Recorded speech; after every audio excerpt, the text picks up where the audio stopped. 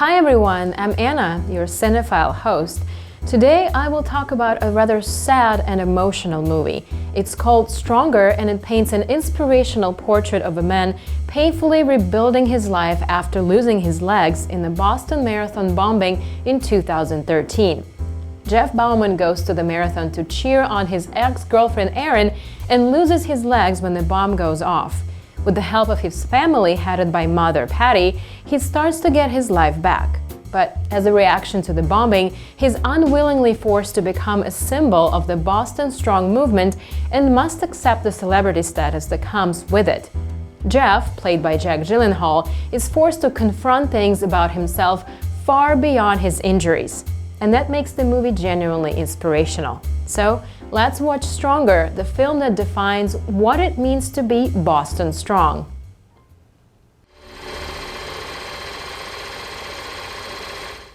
Jeff Bauman is an average man who lives in Boston and works at Costco.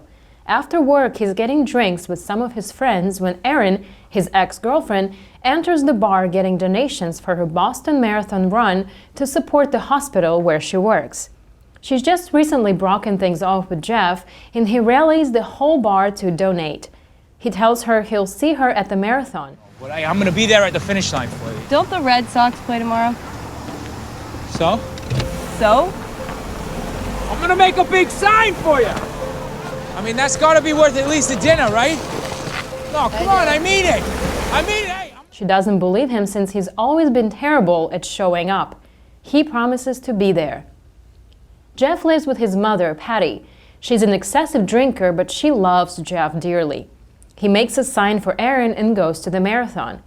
Jeff scrambles to make it to the finish line on time, but reaches it just before Erin enters the last stretch of the race. As she approaches the finish line, a bomb goes off right where Jeff is standing. Erin makes it to the phone and is able to call her sister to tell her she's all right.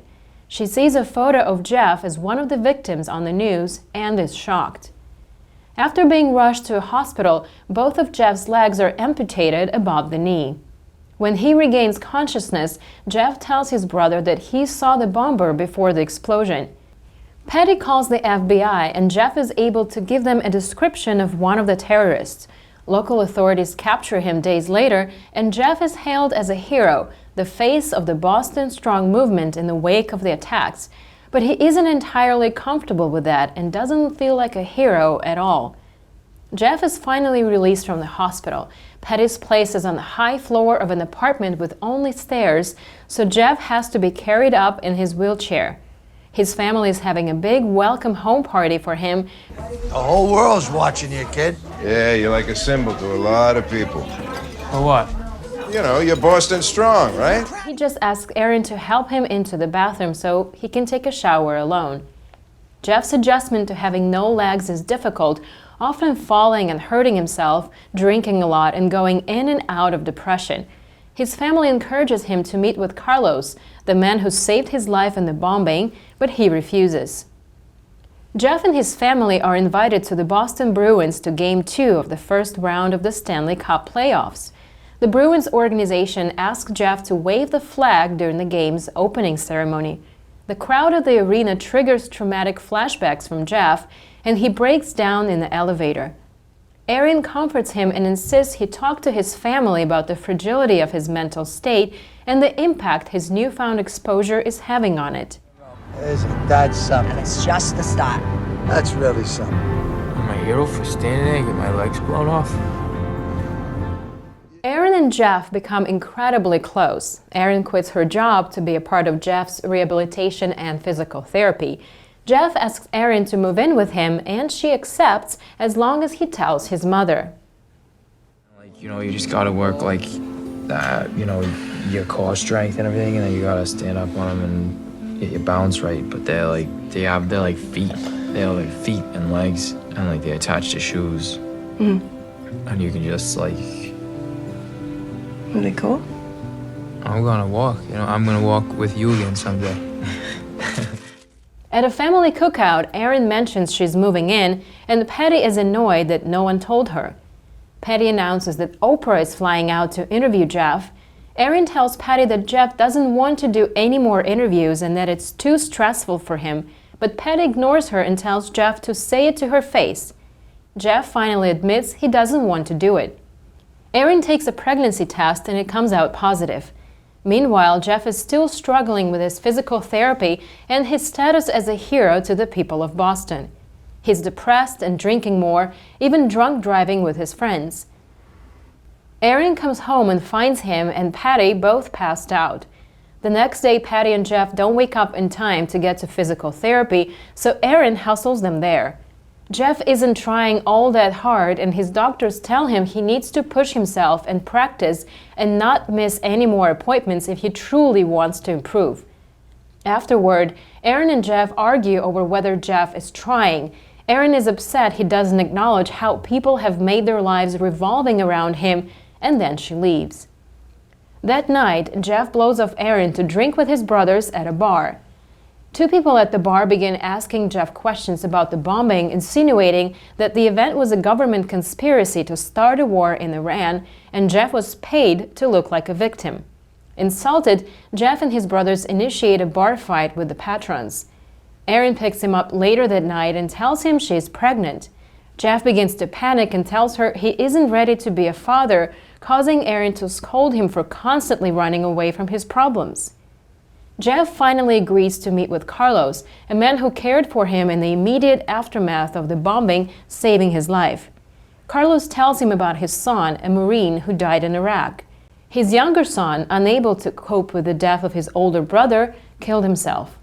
Carlos confides that saving Jeff helped him make peace with the death of his sons and the blame he placed upon himself because of that. Jeff begins to understand that his will to live in the face of adversity is what both comforts and inspires people. He stops drinking and begins to take his rehab more seriously. He leaves Erin a voicemail apologizing for his behavior, finally taking full responsibility for his immaturity and fear of commitment. He and Erin meet at a diner where he walks with his prosthetics for the first time without assistance. He tells Erin he loves her, to which she replies, "Good."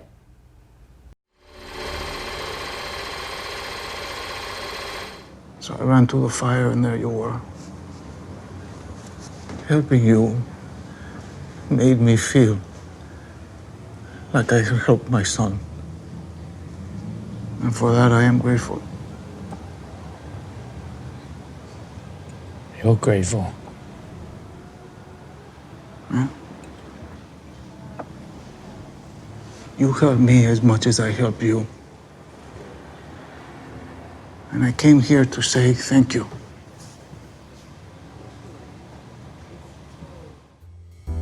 Stronger is a movie about a regular guy who happened to be at the right place at the wrong time. It doesn't sugarcoat who he is or the story of his getting back on his feet again, nor the love story or the love-hate relationships within his family. It's a good film with many layers about someone like you and me who worked hard learning that when you think you can't, you can. Bauman finds his way forward, but the audience sees the experience isn't just hard, it's excruciating. Sometimes just choosing to get up another day is heroic. And hopefully now you know what it means to be Boston strong. It symbolizes the power of community and the ability to move forward. It doesn't mean that we face trauma with a stone face or lock away tears so we don't appear weak. Boston Strong is about how we get from point A to point B, the ups and downs, the despair, and the hope. I'm your host, Anna, and I hope you enjoyed this episode. You can find more episodes and more fun educational materials on Funday website. Stay tuned.